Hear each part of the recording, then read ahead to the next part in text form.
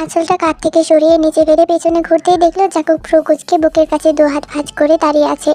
তে হকচকিয়ে উঠল। মারাত্মক ভয় পেয়েছে সে। চিৎকার করতে ইচ্ছে করছে, কিন্তু গলা দিয়ে এক বিন্দু আওয়াজও বের হচ্ছে না। তে দু পা পিছিয়ে এসে দু কাঁধে হাত দিয়ে নিজেকে ঢেকে ফেলল। তে স্তম্ভিত হয়ে দাঁড়িয়ে আছে। হার্টবিট অস্বাভাবিকভাবে বেড়ে গেছে তার। জাঙ্কুক কি করে এ ঘরে আসবে? তাহলে সামনে কে? নাকি সে ভুল দেখছে কিংবা হ্যালোসিনেট করছে? কিন্তু 2 সেকেন্ডের মধ্যেই তের সেই ধারণা ভুল প্রমাণিত হলো। তেকে এমন স্তম্ভিত হয়ে থাকতে দেখে জাঙ্কুক অন্যদিকে তাকিয়ে বলল, আঁচলটা কি নিজে তুলবে নাকি এসে তুলে দিতে হবে? তে সারা শব্দ নেই। সে এখনো নিশ্চুপ। এতক্ষণ নিশ্চুপ থাকার মেয়ে তো সে না। জাঙ্কুক উপায় না পেয়ে নিজেই এগিয়ে এসে বলল, এত স্তম্ভিত হওয়ার কিছু হয়নি। তারপর আঁচলটা নিচ থেকে তুলে তেকে মুড়িয়ে দিতেই তে এক পলক জাঙ্কুকের দিকে তাকাতেই অজ্ঞান হয়ে গেল। অজ্ঞান হয়ে পড়ে যেতেই জাঙ্কুক চটজলদি ধরে ফেললো তেকে। তারপর তেকে অজ্ঞান অবস্থায় দেখে হতভম্ব হয়ে বলল, হোয়াট দ্য হেল? তে আস্তে আস্তে চোখ খুলে তাকালো। তার ঘরের বাতি জ্বলছে। চোখ খুলে প্রথমে সে নিজের দিকে তাকালো শাড়িটা ঠিক আছে কিনা দেখতে। তারপর বাম পাশে তাকাতেই দেখলো ইয়ানা তার মাথার কাছে বসে আছে। ও, তাহলে কি এটা দুঃস্বপ্ন ছিল? তে মাথায় হাত দিয়ে আস্তে আস্তে উঠে বসলো। ইয়ানা তেকে ধরে বসিয়ে বলল, ঠিক আছিস? এমন হঠাৎ অজ্ঞান হয়ে গেলি কেন? তে কিছু বলার আগেই দেখলো জাঙ্কুক রুমে ঢুকছে। চোখ বড় বড় করে তে তাকিয়ে আছে। তারপর জাঙ্কুকের দিকে তাকিয়ে থেকে ইয়ানাকে জিজ্ঞাসা করলো, এই ঘরে তুই কয়জনকে দেখতে পাচ্ছিস? ইয়ানা অবাক হয়ে জিজ্ঞাসা করলো, কয়জনকে দেখতে পাচ্ছি মানে?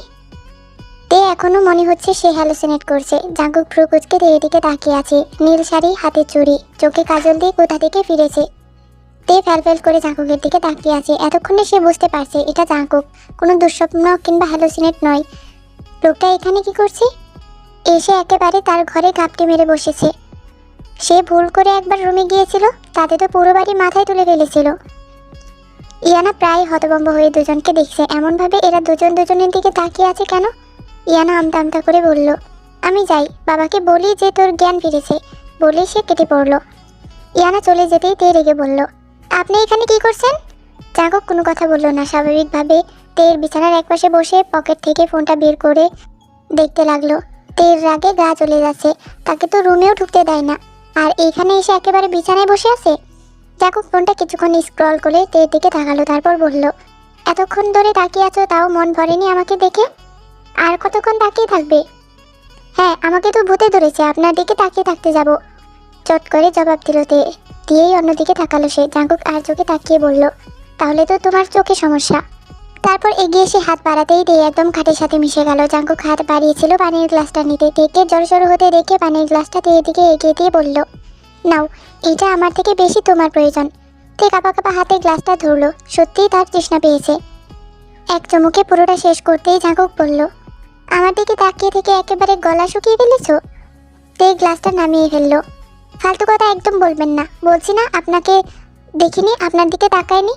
জাঙ্কুক তের হাত থেকে গ্লাসটা নিয়ে রাখলো। তারপর স্থির দৃষ্টিতে তের দিকে তাকিয়ে রইল। তে না চাইতেও চোখ নামিয়ে ফেলল। তুমি আমাকে এত ভয় পাও কেন? ভয়ের চোটে একেবারে অজ্ঞানী হয়ে গেলে? হঠাৎ জাঙ্কুকের এমন শান্ত স্বরে কেমন একটা শিহরণ জেগে উঠল তের মনে। তে আর চোখে তাকিয়ে বলল, মোটেও আমি ভয় পাইনি। ওটা তো এমনি, মানে জানি না কেন হয়েছে, কিন্তু ভয় পাইনি আমি। তাহলে তো ভালোই।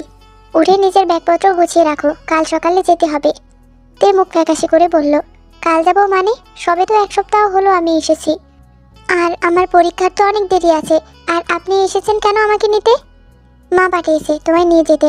তোমার যেতে ইচ্ছে না হলে যাবে না, স্বাভাবিকভাবেই বলল জাঙ্কুক। তে অবাক হয়ে তাকিয়ে আছে। হনুমানটা এত ভালো হলো কবে থেকে? এটা কি স্বপ্ন? কি যন্ত্রণা! সবকিছু স্বপ্ন স্বপ্ন লাগছে কেন তার কাছে? তে বড়ক্ষণেই হেসে বলল, ঠিক আছে, তাহলে আমি যাব না। জাঙ্কুক ফোনটা বের করে মায়ের নাম্বারটা তের সামনে ধরতেই তে চোখ বড় বড় করে তাকালো। জাঙ্কুক বলল, নাও, ফোন করে বলো যে তুমি আসতে চাও না। আমি তাহলে রাতেই ফিরে যাব। শুধু শুধু কালকে ক্লাস মিস দেওয়ার কোনো মানে হয় না। জাঙ্কুকের চালাকি ধরতে পেরে তে রাগী গলায় বলল, আপনি ইচ্ছে করে এমন করছেন তাই না? আমি কিভাবে ওনাকে না বলবো? আর আপনাকে বললেই আপনার চলে আসা লাগবে? এসেছেন কেন আপনি? আপনার না সময়ের অনেক দাম। নষ্ট করেছেন কেন আপনার সময়? বকবক তো ভালোই করতে পারো, সাহস দেখানোর বেলায় শুধু ভিজে বিড়াল।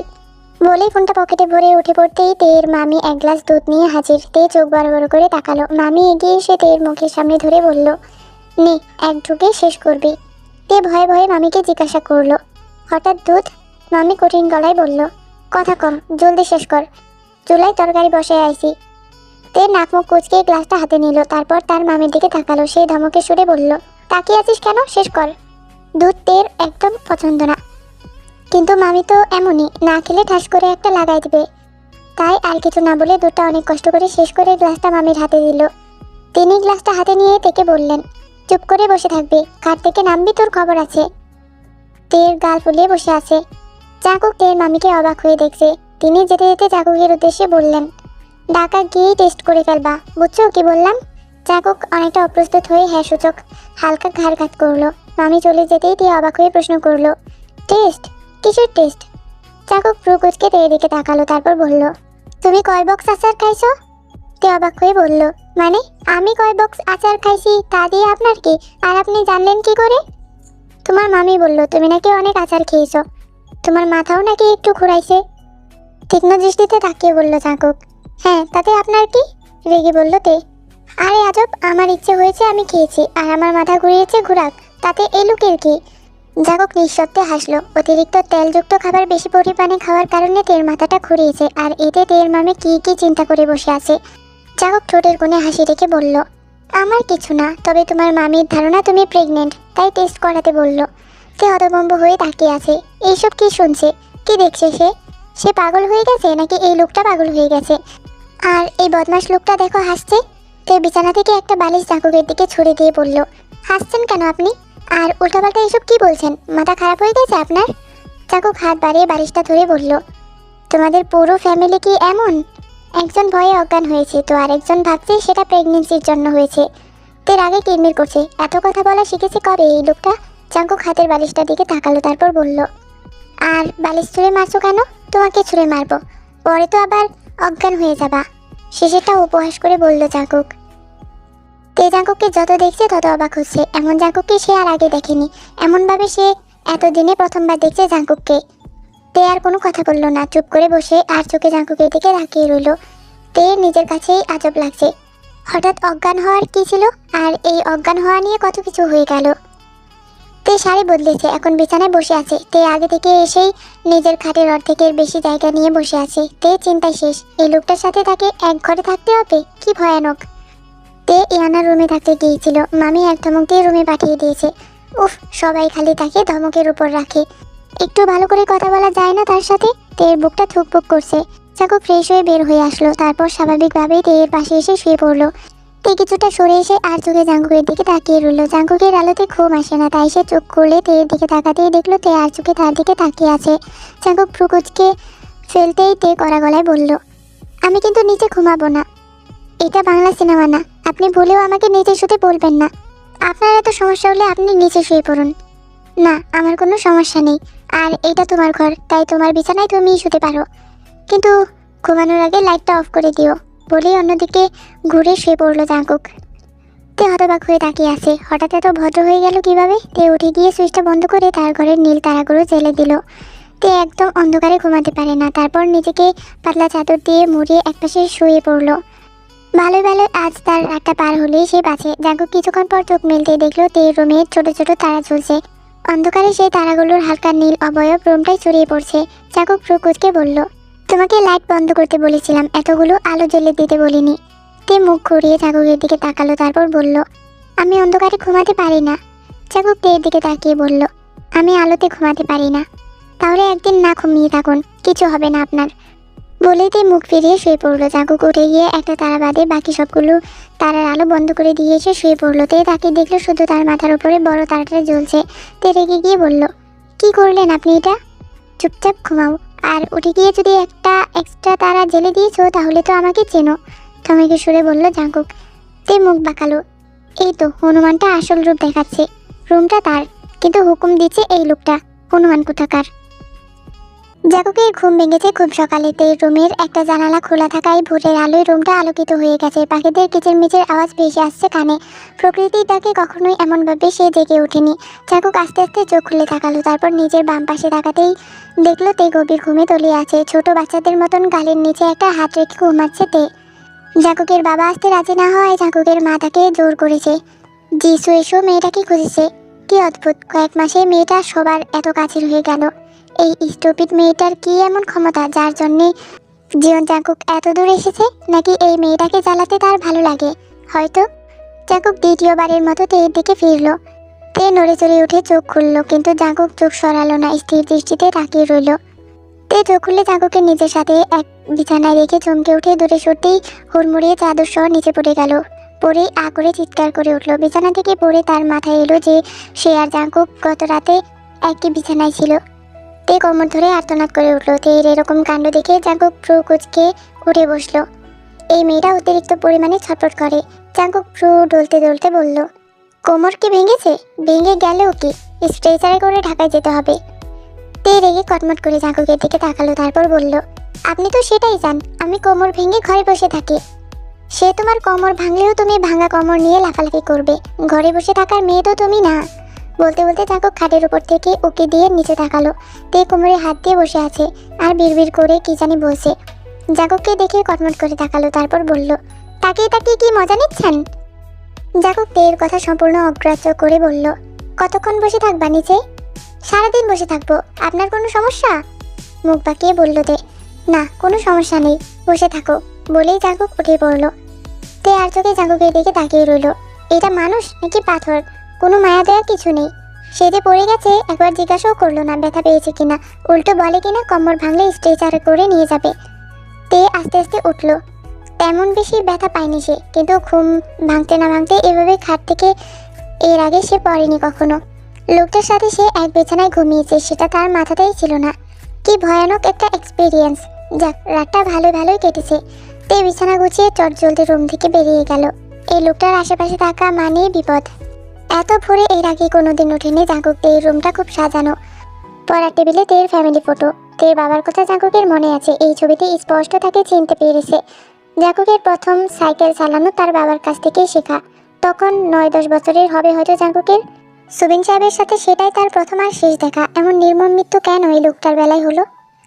জাঙ্কুকের কাছে এবার সবটা পরিষ্কার। তার বাবার না বলা কথাগুলো আজ তার জানা হয়ে গেল। বাবার উপর রাগটাও তার অনেকটা কমে গেল। সুবিন সাহেব যে বাবার কত কাছের সেটা সে জানে। বাবা তাকে সবটা বললে হয়তো পুরো ব্যাপারটা এত বাজে হতো না। হঠাৎ এক বিষণ্ণতা তার মুখ ভরে এলো। জাঙ্কুক ছবিটা আগের জায়গায় রেখে হাঁটতে বেরিয়ে এলো। জাঙ্কুক ফিরে এসেই তের মামার সাথে দেখা হলো। তিনি ডাইনিং রুমে বসে পত্রিকা পড়ছিলেন। জাঙ্কুককে আসতে দেখে পত্রিকা নামিয়ে বললেন, জগিংয়ে গিয়েছিলে নাকি? বলেই থেকে ডাকতে ডাকতে বলল, এই তে জামাইকে তোয়ালে দে। জাঙ্কুক চলে যাওয়ায় তে এই ফাঁকা নিজের রুমে ব্যাগ গুছিয়ে নিচ্ছিল। জামাইকে তোয়ালে দে। মামার মুখে কথাটা শুনে রাগ লাগলো। এই হনুমানটাকে আবার তোয়ালে দিতে হবে কেন? কি দরদ! একেবারে জামাই জামাই করে পাগল। সে যে চলে যাচ্ছে তাদের কারো কিছু না। তের আবার ডাক পড়তেই তে উঁচু গলায় বলল, আসি। জামাই জামাই করে সবাই পাগল হয়ে গেছে। তে তোয়ালে হাতে মুখ কালো করে এগিয়ে এলো। জাঙ্কুক সোফায় বসেছিল। তে তোয়ালেটা এনে একেবারে জাঙ্কুকের মুখের সামনে ধরলো। জাঙ্কুক ভ্রু কুঁচকে তোয়ালেটার দিকে তাকালো। একদম মুখের সামনে এনেই ধরতে হবে মেয়েটার। জাঙ্কুক তোয়ালে হাতে নিতেই তে মামার দিকে তাকিয়ে গাল ফুলিয়ে চলে গেল। জাঙ্কুক তোয়ালে নিয়ে ঘাড় মুছতে মুছতে মামাকে বলল, আচ্ছা তের বাবার কি হয়েছিল? আমি শুধু দুঃসংবাদটা জানি, এর বেশি কিছু আমার জানা নেই। কথাটা জিজ্ঞাসা করতেই তের মামার মুখ ফ্যাকাশে হয়ে গেল। তিনি একটা দীর্ঘ নিঃশ্বাস ফেলে বললেন, কি আর বলবো, সব আল্লাহর ইচ্ছা।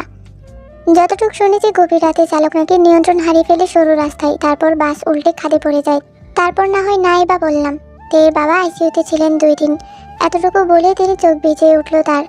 তিনি চুপ থেকে নিজেকে সামলে বললেন, তুহান আর আমার বোন ওরা তো শেষ চেষ্টাও আমাকে করতে দেয়নি। আর আমি অনেক চেষ্টা করেছি দুলাভাইকে বাঁচানোর, কিন্তু পারিনি।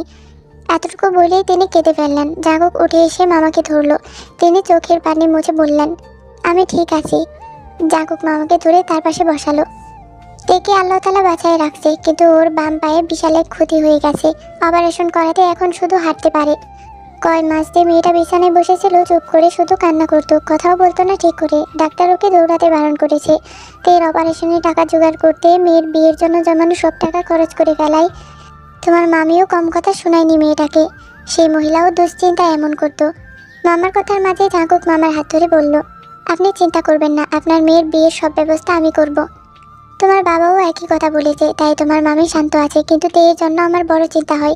আমার মেয়ের জন্য তো আমি আছি, কিন্তু ওর তো কেউ নেই। মাথা নিচু করে বললেন তিনি, আমরা সবাই আছি। জাঙ্কুকের মুখে এমন কথা শুনিয়ে মামা কিছুটা স্বস্তি পেলেন। ছেলেটাকে প্রথমে সে যেমনটা ভেবেছিল তেমনটা আসলে না। জাঙ্কুক নাস্তার টেবিলে বসতেই মেসেজের আওয়াজ হলো তার ফোন থেকে। জাঙ্কুক ফোনটা হাতে নিয়ে দেখলো আয়ু মেসেজ করেছে। জাঙ্কুক মেসেজ দেখার আগে হঠাৎ তের মামে এসে জাঙ্কুকের হাত থেকে ফোনটা নিয়ে বন্ধ করে পাশে রেখে দিয়ে বললেন, খাওয়ার সময় ফোন টেপা ভালো না, খাওয়া একটা সবের কাজ। জাঙ্কুকের মুখটা দেখার মতন হয়েছে। মামির এমন আচরণে সে হতভম্বতেই পাশেই বসেছিল। জাঙ্কুকের মুখে এমন অবস্থা দেখে সে ঠোঁট টিপে হাসছে। মামি যে কি জিনিস লোকটা এবার টের পাবে।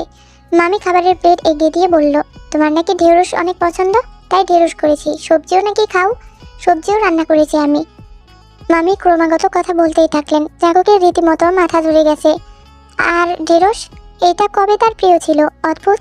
চটজলদি নাস্তা করে সে উঠে পড়লো। তারপর নিজের ফোন নিতে এসে দেখে তে পুরো ঢেঁড়সের বাটিটা সামনে নিয়ে বসে আছে। আচ্ছা, এইবার সে বুঝেছে ঢেঁড়স তার প্রিয় কথাটা তের মামি কেন বলেছে।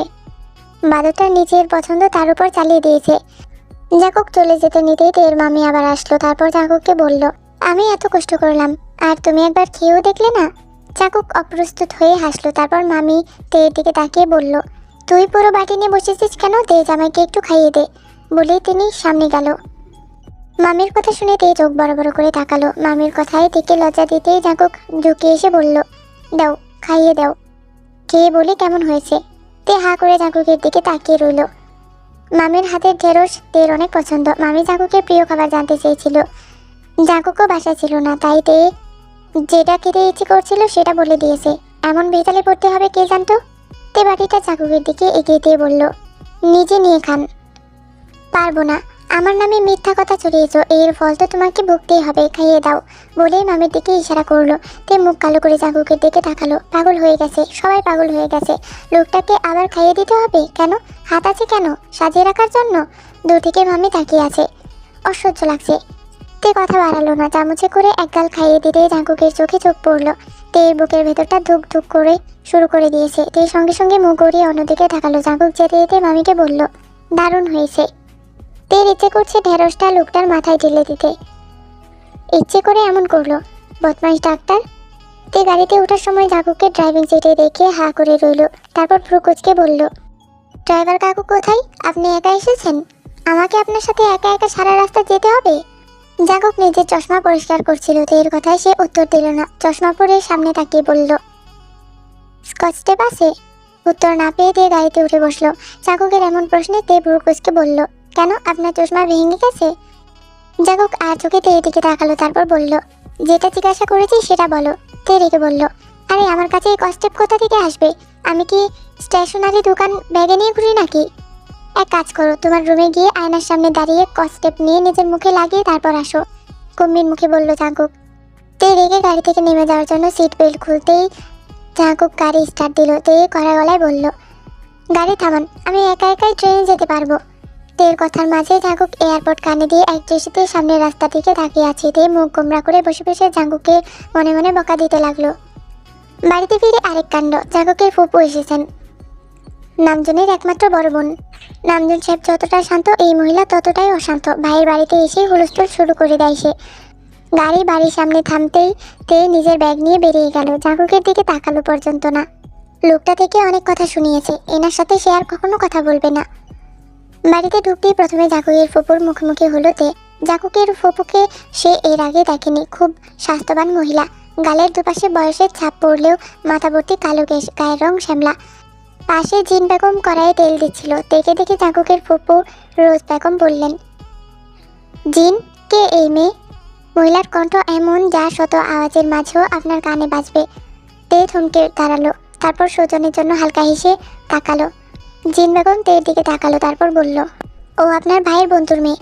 মহিলা আর কিছু বলতে চাইলো, কিন্তু তার আগেই জিন ডেকে বলল, জার্নি করে এসেছো, যাও রুমে গিয়ে রেস্ট নাও।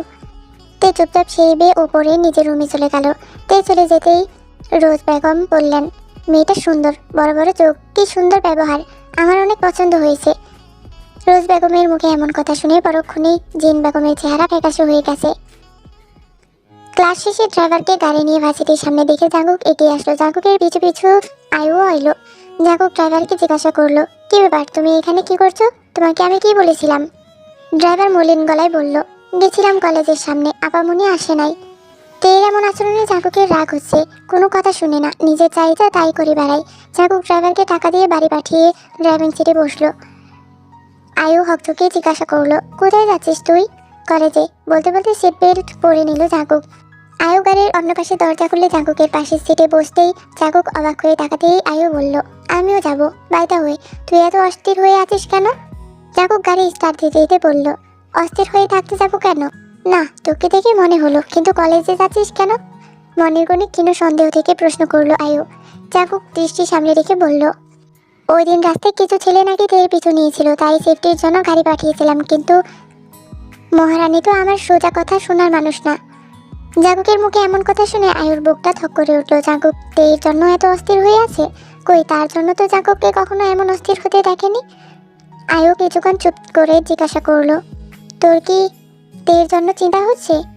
জাঙ্কুক হা বা না কিছু বলার আগেই জোরে ব্রেক কষলো, তারপর গাড়ি থেকে নেমে গেল। আয়ু অবাক হয়ে জাঙ্কুকের ছুটে যাওয়া দেখছে। আজ ছেলেগুলো ফাঁকা পেয়ে তের পথ আটকে দাঁড়িয়েছে। তে ভয় পেলেও চোখে মুখে ভয়ের ছাপ প্রকাশ করেনি। তিনজনের মাঝে সুন্দর ছেলেটা এগিয়ে আস্তে আস্তে বলল, কি ভাবছো? কয়েকদিন কলেজে না আসলে আমরা ভুলে যাব যে তুমি আমাদের দেখিয়ে দিয়েছিলে? তে দু পা পিছিয়ে গেল, ভয়ে তার গলা শুকিয়ে গেছে। ছেলেটা আবারও বলল, এতদিন কিছু করিনি, কিন্তু আজ করব। বলেই পাশে ছেলেটাকে ইশারা করতে সে এসে তের হাতের কবজি চেপে ধরলো। তে ভয়ে চোখ বড় বড় করে তাকালো, তারপর কড়া গলায় বলল, আমি কে তোমরা জানো? আমার যদি কিছু হয় না, তোমাদের এমন হাল হবে ভাবতেও পারবে না তোমরা। আমাকে ছেড়ে দাও। আত্মরক্ষায় বানিয়ে বানিয়ে অনেক মিথ্যা কথাও বলল, তাতে কোনো লাভ হলো না। ছেলেগুলো উঁচু গলায় হাসতে লাগলো। তারপর তের হাত ধরে টানতে লাগতেই তে ভয়ে জড়সড় হয়ে গেল। তবু সাহস করে ছেলেটার হাতে সজোরে কামড় বসিয়ে দিয়ে ব্যাগ নিয়ে দৌড়াতে শুরু করলো। পিছনে ছেলেগুলো ছুটছে। তের পায়ে প্রচুর ব্যথা হচ্ছে, কিন্তু সেই ব্যথা এখন তার কাছে কিছুই না। চিপাগলি পেরিয়ে মেন রাস্তায় আসতেই হঠাৎ একটা বাসের সামনে এসে পড়লো তে। তে চোখ মুখ কুঁচকে ফেলতেই মনে হলো কে যেন তাকে বাহুতে জড়িয়ে নিয়েছে। জাঙ্কুক দৌড়ে এসে তাকে নিজের বুকে টেনে সরিয়ে আনলো বাসের সামনে থেকে। তে শক্ত করে জাঙ্কুকের শার্ট চেপে ধরলো। জাঙ্কুকের বুকে মাথা রাখতেই তে জাঙ্কুকের হৃদস্পন্দন অনুভব করতে পারলো। প্রচণ্ড গতিতে জাঙ্কুকের হার্টবিট করছে। বাস চালক ব্রেক কষে জানালা দিয়ে মাথা বের করে কড়া গলায় বলল, এমন রাস্তায় দৌড়াদৌড়ি করেন কেন? যত সব, পরে দুর্ঘটনা হইলে তো বাস ড্রাইভারের দোষ। বলে তিনি বাস স্টার্ট দিলেন। বাস চালকের এমন উক্তিতে তের হুঁশ ফিরল। তে জাঙ্কুকের বুক থেকে মাথা তুলে তাকাতেই দেখলো জাঙ্কুক চোয়া শক্ত করে রাগে জোরে জোরে নিঃশ্বাস নিচ্ছে। জাঙ্কুক তের দুই বাহু শক্ত করে ধরে ধমক দিয়ে বলল, তুমি কি পাগল হয়ে গেছো? এভাবে কেউ রাস্তার মাঝে দৌড়ায়? তে মাথা নিচু করে রইল, কোনো উত্তর না দিয়ে খালি ভয়ার্ত দৃষ্টিতে চিপাগুলির দিকে তাকালো। তের এই তাকানোতেই জাঙ্কুক সবটা বুঝে গেল। জাঙ্কুক সেই দিকে তাকালো, কিন্তু আশেপাশে কাউকে দেখলো না। জাঙ্কুক আরো রেগে গিয়ে বলল, গাড়ি পাঠিয়েছিলাম না, এত কিসের জেদ তোমার? এতক্ষণে আয়ু গাড়ি থেকে নেমে ছুটে এলো। তেকে দেখে আয়ু জাঙ্কুকের শার্ট ছেড়ে কিছুটা পিছিয়ে দাঁড়ালো। এর মাঝে জাঙ্কুক আবার ধমক দিয়ে বলল, চুপচাপ দাঁড়াও, এক পাও নড়াবে না। তে আর চোখে জাঙ্কুকের দিকে তাকালো। তে ভয় লাগছে, এমন রেগে আছে কেন লোকটা? তে কেমন জানি লাগছে, মনে হচ্ছে শরীরটা কাঁপছে। পায়েও প্রচুর ব্যথা হচ্ছে, দাঁতে দাঁত চেপে ব্যথা সহ্য করছে তে। আয়ু এগিয়ে এসে বলল, কি হয়েছে তে, তুমি ঠিক আছো? বলে জাঙ্কুকের দিকে দেখলেও জাঙ্কুকের রক্তিম চেহারা। এসব ব্যাপারে জাঙ্কুক একটু বেশিই রাখে। জাঙ্কুক যদি হাতের কাছে ছেলেগুলোকে পেত, তাহলে প্রথমে মেরে হাড় ভেঙে তারপর নিজেই ব্যান্ডেজ করে বাড়িতে পাঠাতো। জাঙ্কুক তো এমনই রাখি। আয়ু এগিয়ে এসে তের হাত ধরে ওকে গাড়ি থেকে নিয়ে যেতেই তে এক পা ফেলে ব্যথায় আর্তনাদ করে উঠলো। আবার ঠোঁট কামড়ে ধরে ব্যথা সহ্য করলো। আয়ু বলল, তুমি ব্যথা পেয়েছো কোথাও? ওরা কিছু করেছে? তারপর পাশে একটা বেঞ্চ দেখতে পেয়ে তেকে সেখানে বসালো। তারপর আয়ু ভালো করে দেখলো তের হাতে চাপের দাগ আছে। কেউ শক্ত করে ধরলে যা হয়। তে পায়ে হাত দিয়ে ব্যথায় নাক মুখ কুচকে ফেলেছে। উফ, অসহ্য, এই ব্যথাটা আবার শুরু হয়েছে। জাঙ্কুক কিছুক্ষণ তের দিকে নিশ্চুপে তাকিয়ে থেকে নিজের শার্টের হাতা ভাঁজ করে এগিয়ে এসে থেকে কুলো তুলে নিতেই তে হকচকিয়ে উঠলো। ভরা রাস্তায় লোকটা কি করছে? তে লজ্জায় মাথা নামিয়ে বলল, নামান আমাকে, মানুষ দেখছে। জাঙ্কুক তের দিকে একবার রাগে চোখে তাকাতেই তে চুপ করে থেকে নিজের মুখটা জাঙ্কুকের শার্টে লুকিয়ে ফেললো। আশেপাশে অনেকেই হা করে তাকিয়ে দেখছে। ব্যাপারটায় যেন তারা খুব মজা পাচ্ছে। আয়ু সেই মানুষের ভিড়ে দাঁড়িয়ে আছে নিশ্চুপে। হঠাৎ কেমন একটা অদৃশ্য ব্যথা তার শরীরে বয়ে যাচ্ছে। ব্যথাটা আরও তীব্র হলো যখন জাঙ্কুক তেকে আয়ুর জায়গায় বসালো। সময় যেন সেখানেই থমকে গেল আয়ুর। জাঙ্কুক ড্রাইভিং সিটে বসার আগে আয়ুকে খুঁজলো, কিন্তু আয়ু এই ভিড়ের মাঝে নেই। তাহলে কি আয়ু চলে গেছে? জাগুক ড্রাইভিং সিটে বসে একবার তের দিকে তাকালো। ব্যথায় চোখ বন্ধ করে মাথা নুয়ে আছে সে। জাগুক গাড়ি থামাতেই তে চোখ খুললো, তারপর বাইরে তাকিয়ে অবাক হয়ে গেল। এটা তো বাসা না, ক্লিনিক। তে কৌতূহল চোখে জাঙ্কুকের দিকে তাকালো। ততক্ষণে জাঙ্কুক গাড়ি থেকে নেমে গেছে। তে চুপচাপ জাঙ্কুকের কাণ্ড দেখছে। জাঙ্কুক কিছুক্ষণ পর এসে তের পাশে দরজাটা খুললো। দরজা খুলে বের হতে গিয়ে দেখলো জাঙ্কুক একটা হুইল চেয়ার এনে রেখেছে এখানে। তে হকচকিয়ে তাকালো, তারপর বলল, এটা এনেছেন কেন? আমি এটাতে বসবো না, আর ক্লিনিকেও যাব না। জাঙ্কুক কঠিন দৃষ্টিতে তাকিয়ে বলল, তুমি যাবা না, তোমার ঘাড় যাবে। নিয়ে যান, আমার ঘাড়কেই নিয়ে যান, কিন্তু আমার পা যাবে না। আশেপাশে তাকিয়ে বলল তে। জাগুক ধমকে সুরে বলল, শাট আপ। তে হুইল চেয়ারে বসতে একদম পছন্দ করে না, এর আগেও তাকে বসতে হয়েছে, আর সে তো এখন হাঁটতে পারে, তাহলে হুইল চেয়ারে কেন যাবে? তে ভ্রুকুচকে বলল, ধমক দিয়ে কাজ হবে না, আমি হুইল চেয়ারে করে যাব না, ব্যাস বসতে বলেছি, না হলে সবার সামনে কোলে করে নেব। বলেই জাগুক এগিয়ে আসতেই তে ফট করে হুইল চেয়ারে বসে পড়ল। এই ছেলের কোলে বসার তার কোনো শখ নেই। যে ভরা রাস্তায় কোলে নিতে পারে, সে যে এখানে নিবে না তার কি গ্যারান্টি? ক্লিনিকে নিয়ে গেছে সেটা পর্যন্ত ঠিক ছিল, হঠাৎ আবার পুলিশ স্টেশনে আবার কি দরকার ছিল? ছোটবেলা থেকে পুলিশ দেখলে তেই ভয় লাগে। জাঙ্কুক পুলিশ স্টেশনের সামনে গাড়ি থামালো। তেই ক্লান্ত দৃষ্টিতে জাঙ্কুকের দিকে তাকিয়ে আছে। লোকটাকে এখন পুলিশে ডায়েরি করবে? কী লাভ হবে ডায়েরি করে? ডায়েরি পাতা বন্ধের সাথে সাথে এই অভিযোগটাও কার্পণ্যের মতন উধাও হয়ে যাবে। জাঙ্কুক গাড়ি থেকে বের হয়ে যেতেই তে ঘুমের ভান ধরল। এই লোকটা এখন যদি থানার ভিতরে যেতে বলে, বলতেই পারে সে থানায় পা দেবে না, জীবনেও না। তেকে সম্পূর্ণ ভুল প্রমাণ করে জাঙ্কুক একাই থানার ভিতরে গেল। তে হালকা চোখ খুলে তাকাতেই অবাক হয়ে গেল, জাঙ্কুক একাই যাচ্ছে। জাঙ্কুক এমন ভঙ্গিতে যাচ্ছে যেন এটা থানা নয়, তার মামার বাড়ি। তে গাড়ির জানালা দিয়ে মুখ বের করে এদিক সেদিক তাকাচ্ছে। এই জীবন জাঙ্কুক অতিরিক্ত পরিমাণের ভদ্রলোক, নিশ্চয়ই সে মারামারি করতে জানে না। মারপিট করতে জানা থাকলে কেউ পুলিশ স্টেশনে আসে না। তে আরও অবাক হলো যখন কিছুক্ষণ পর থানার অফিসার জাঙ্কুকের সাথে বেরিয়ে আসলো। অফিসারটা জাঙ্কুকের বয়সী মনে হচ্ছে। সেই অফিসার জাঙ্কুকের গাড়ি পর্যন্ত এগিয়ে দিতে এসে বলল, ভয় পাওয়ার কিছু নেই, নামগুলো তো জাঙ্কুক বলেই দিয়েছে, আমার জন্য এখন ওদের খুঁজে পাওয়া সহজ হবে। তে হা করে জাঙ্কুকের মুখটা একবার দেখলো। নাম বলে দিয়েছে মানে? এই লোক নাম জানে কিভাবে? উনি কি ডাক্তারি ছেড়ে গোয়েন্দা করছেন? তে অফিসারটার দিকে তাকালো। তিনি আবার বললেন, আমি যে হোক জাঙ্কুকের মামাতো ভাই। বলে জাঙ্কুকের দিকে তাকিয়ে প্রশ্ন করলো, কে এই মেয়ে? জাঙ্কুক আর চোখে জেহুপের দিকে তাকালো। এই পরিচয় পর্বটা তার বিরক্তিকর লাগে। তে কিছু বলতে যাবে, তার আগে জাঙ্কুক গাড়ি স্টার্ট দিয়ে জেহুপের উদ্দেশ্যে বলল, আমার তারা আছে আজ। বলেই গাড়ি ঘুরিয়ে নিল। আগে তো এর মনে হতো জাঙ্কুক শুধু তার সাথেই এমন করে, কিন্তু না, এই ডাক্তার সাহেব তো সবাইকে ওষুধের উপর রাখে। তে কিছুক্ষণ চুপ করে থেকে জিজ্ঞাসা করলো, আচ্ছা আপনি ওই ছেলেগুলোর নাম জানলেন কিভাবে? ওদের তো আপনি দেখেননি পর্যন্ত। জাঙ্কুক আর চোখে তে এদিকে তাকালো, তারপর বলল, সেটা তোমার জানতে হবে না। হ্যাঁ, আমার কিছুই জানা লাগবে না, আপনি সব জেনে বসে থাকুন। ক্লিনিকে নিয়ে গিয়ে সেখানেও ডাক্তারের সাথে আপনি কথা বলেছেন, এই থানায় এনে গাড়িতে বসিয়ে রেখেছেন আমাকে। যখন আমার জানার দরকার নেই, তাহলে আমাকে আনলেন কেন? বলেই হাঁপিয়ে গেল তে। বিরক্ত লাগছে তার। তে হাঁপিয়ে উঠে চুপ করে আছে। জাঙ্কুক গাড়ির ড্রয়ার থেকে একটা পানির বোতল তের দিকে এগিয়ে দিল। তে রাগ হচ্ছে, পানির বোতলটা নিতে ইচ্ছে করছে না, কিন্তু তৃষ্ণাও পেয়েছে। তে পট করে জাঙ্কুকের হাত থেকে পানির বোতলটা নিল। জাঙ্কুকের গোমরা মুখটা তার অসহ্য লাগছে। যদিও ক্লিনিকে যাওয়ার পর তার ব্যথাটা কমেছে, তাও পাশে কেউ এমন মুখ করে বসে থাকলে কেমন লাগবে? তে সর্বশক্তি দিয়ে চেষ্টা করে বোতলটা খুলতে পারলো না। বোতলটাও লোকটার মতন। তে গাল ফুলিয়ে বোতলটা এক পাশে রেখে দিল। জাঙ্কুক বিরক্ত নিয়ে বোতলটার দিকে তাকালো, তারপর সামনে গাড়িটা থামিয়ে বিরক্তির নিঃশ্বাস ফেলে বোতলটা হাতে নিয়ে খুললো। তারপর তের দিকে এগিয়ে দিয়ে বলল, নাও। জাঙ্কুকের এমন শান্ত ব্যবহার তের ঠিক হজম হচ্ছে না। তে হাত বাড়িয়ে পানির বোতলটা নিল। তারপর পানি খাওয়া শেষ করতে জাঙ্কুক গাড়ি স্টার্ট দিল। বাড়ি ফিরতে দেরি হয় নামজন ভীষণ চিন্তায় ছিলেন, কিন্তু করিডোর দিয়ে জাঙ্কুকের গাড়িতে তেকে ফিরতে দেখে তিনি আরও বেশ অবাক হলেন। এই ঘটনার কোনো ব্যাখ্যা তিনি খুঁজে পেলেন না। জাঙ্কুক গাড়ি থেকে নামতেই তে তাড়াহুড়া করে রীতিমতো দৌড়ে জাঙ্কুকের সামনে এসে দাঁড়ালো। আজকের ঘটনায় জাঙ্কুকের মেজাজ এমনি বিগড়ে আছে।